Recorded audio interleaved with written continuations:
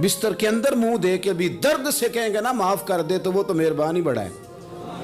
میرے نبی پاک صلی اللہ علیہ وسلم مثال دیتے ہیں، فرمایا ایک آدمی صحرا میں جا رہا، صحابہ سے حضور خطاب کر رہے ہیں، فرمایا ایک آدمی صحرا میں جا رہا تھا، اس نے اپنی اونٹنی پہ کھانا پانی پیسے ہر چیز رکھی ہوئی تھی، صحرا تھا بہت بڑا، درمیان صحرا کے گیا تو تھوڑا سا سستانے کے لیے آرام کرنے کے لیے اونٹنی سے نیچے اترا۔ اب اس نے اونٹنی کی لگام اونٹنی کی نکیل اپنے سرہانے کے نیچے رکھی، ہاتھ کے ساتھ پکڑی اور سو گیا۔ تھوڑی ہی دیر کے بعد جب اس کی آنکھ کھلی تو دیکھا اونٹنی غائب ہے۔ صحرا میں وہ پیدل نہ آگے جا سکتا ہے نہ پیچھے جا سکتا ہے، نہ دائیں نہ بائیں، کھانے کو روٹی نہیں، پینے کو پانی کا قطرہ نہیں، تھوڑا ادھر بھاگا ادھر بھاگا، تھک گیا۔ کریم محبوب فرماتے ہیں وہ پوری طرح نڈھال ہو گیا اور مایوس ہو گیا، معاذ اللہ، مایوس ہو کے دوبارہ اسی جگہ آ کے لیٹ گیا جہاں پہلے لیٹا تھا، انتظار کرنے لگا کہ اب موت ہی آئے گی، آخری وقت ہے، اب نہ میں پیدل یہ صحرا کراس کر سکتا ہوں، نہ پیچھے جا سکتا ہوں، نہ کھانا ہے نہ پانی ہے، سوائے موت کے کوئی سہارا نہیں۔ حضور فرماتے ہیں وہ رستے میں دوبارہ لیٹ گیا، اچانک اس نے رخ بدلا تو اونٹنی سامنے کھڑی تھی۔ حضور نے صحابہ سے پوچھا بتاؤ نا اسے بھلا کتنی کو خوشی ہوگی؟ یا رسول اللہ جسے نئی زندگی مل گئی ہے۔ آپ دیکھیں نا سارے ڈاکٹروں نے کہہ دیا کہ اس کے تو گردے معدہ جگر ہر چیز ختم ہے، گھر لے جاؤ خدمت کرو، ہر طرف پریشانی ہے۔ وہ بندہ بھی سمجھ گیا ہے کہ آخری وقت آ گیا، کل جاؤں پرسوں جاؤں، تیاری ہو گئی، سب لوگ آ گئے، باہر والے بھی آ گئے، یہ ماحول ایک عجیب رنگ اختیار کر گیا۔ اچانک ایک ڈاکٹر نے آ کے کہا نہیں نہیں غلطی لگ گئی تھی۔ مجھے بتائیے انداز کیا ہوتا ہے؟ بغیر دوائی کے بندہ اٹھ کے کھڑا نہیں ہو جاتا، او میں تو بچ گیا ہوں۔ نبی پاک صلی اللہ علیہ وسلم فرمانے لگے اس کی اونٹنی مل گئی، بتاؤ بھلا اسے کتنی خوشی ہوگی؟ یا رسول اللہ وہ تو دوبارہ دنیا میں آ گیا۔ حضور فرمانے لگے اسے کچھ بھی خوشی نہیں ہوئی۔ جب کوئی رب کا گناہ گار بندہ آ کے توبہ کرتا ہے، رب کو اس سے کئی گنا زیادہ خوشی ہوتی ہے۔ میرا بندہ آ گیا ہے، میرا بندہ آ گیا ہے، میرے گھر آ گیا۔ اس نے آنسو بہائے ہیں، اس نے کہا اللہ میں تیرا ہی ہوں، تیرا ہی رزق کھاتا ہوں، تیری ہی زمین پہ رہتا ہوں، تیرے نام سے میری سانسیں چلتی ہیں۔ وہ آ گیا۔ فرمایا اس اونٹنی والے سے زیادہ رب کو خوشی ہوتی ہے جب گناہگار آ کے توبہ کرتا ہے۔ گناہگاروں کے آنسو اس کی بارگاہ میں بڑے مقبول ہیں، لیکن ہم رسم ادا کرتے ہیں، توبہ نہیں کرتے۔ ہم اپنے آپ کے ساتھ دھوکہ کرتے ہیں، جھوٹ بولتے ہیں۔ اللہ تبارک و تعالی اپنے بندوں کے حق میں رحمت والے فیصلے کرتا ہے، درگزر والا معاملہ فرماتا ہے۔ جگہ جگہ قرآن مجید میں اللہ تعالیٰ نے اپنے بندوں پر رحمت کرنے کا ذکر فرمایا ہے۔ ان اللہ یغفر الذنوب جمیعا، فرمایا بے شک رب تمہارے سارے ہی گناہ معاف فرما دے گا، تم نا امید نہ ہونا، وہ معاف کر دے گا تمہیں۔ قرآن مجید میں فرمایا ان اللہ بالناس لرؤوف الرحیم، بے شک اللہ اپنے بندوں پر بڑا ہی مہربان اور نہایت ہی رحم کرنے والا، رؤوف اور رحیم ہے، بڑا مہربان ہے، کرم فرماتا ہے۔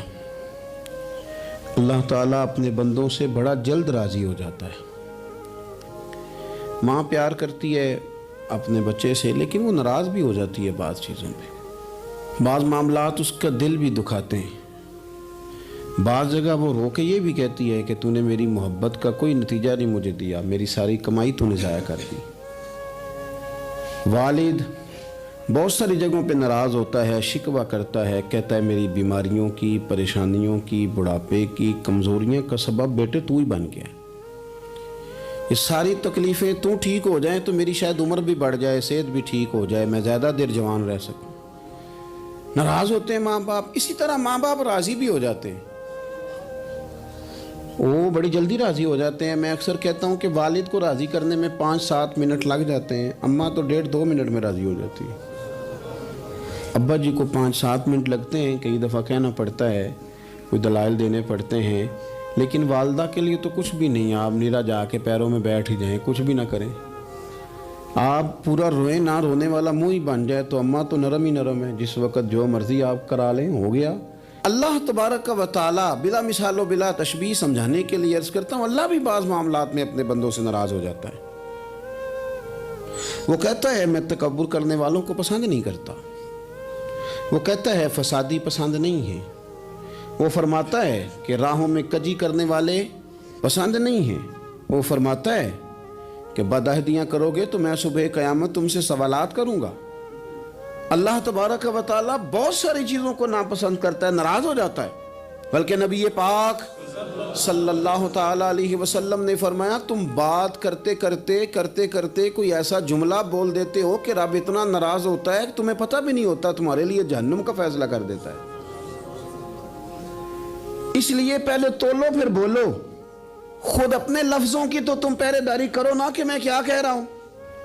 اور حضور یہ بھی فرماتے ہیں کہ اس کا دوسرا پہلو بھی ہے، بعض اوقات تم بات کرتے ایسا جملہ کہتے ہو وہ اتنا راضی ہوتا ہے کہ تمہارے لیے جنت کا فیصلہ فرما دیتا ہے۔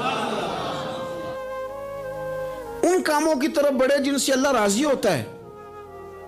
میرے نبی پاک صلی اللہ تعالیٰ علیہ وآلہ وسلم نے ارشاد فرمایا، بعض احادیث میں لفظ یہ ہیں کہ اللہ اپنے بندوں کو دیکھ کے مسکراتا ہے جو اس کی شان کے لائق ہے۔ جس ترتیب سے ہم مسکراتے ہیں، جس ترتیب سے ہم روتے ہیں، جس ترتیب سے ہم کسی بات کا اظہار تشکر کرتے ہیں، خدا ان باتوں سے پاک ہے۔ اب بہت ساری حدیثوں میں آیا کہ وہ مسکراتا ہے، تو کیا مطلب ہے مسکرانے کا؟ تو علماء تفسیر نے لکھا ہے مسکرانے کا مطلب یہ ہے کہ وہ بڑا ہی راضی ہوتا ہے اپنے بندے سے، بڑا راضی ہوتا ہے، یہ مطلب ہے۔ ایک تو مسکرانے کا مطلب یہ کہ وہ بڑا راضی ہو گیا، وہ مسکرا دیا اپنے بندے پہ۔ اور ایک اس کا معنی خود نبی پاک صلی اللہ تعالیٰ علیہ وسلم نے بیان فرمایا، مسند امام احمد بن حنبل میں حدیث ہے، حضور سید عالم علیہ السلام سے صحابہ نے پوچھا یا رسول اللہ شہید تو بڑے لوگ ہوتے ہیں، شہیدوں میں افضل کون ہے؟ تو اللہ کے حبیب علیہ السلام فرمانے لگے وہ والا بندہ جو ڈٹ گیا تھا کافروں کے مقابلے میں، وہ ہلا نہیں، پوری طرح ڈٹ کے جو لڑا وہ شہداء میں افضل ہے۔ حضور فرماتے ہیں وہ جنت کے بالا خانوں میں سیر کرے گا اور رب اسے دیکھ کے مسکرائے گا۔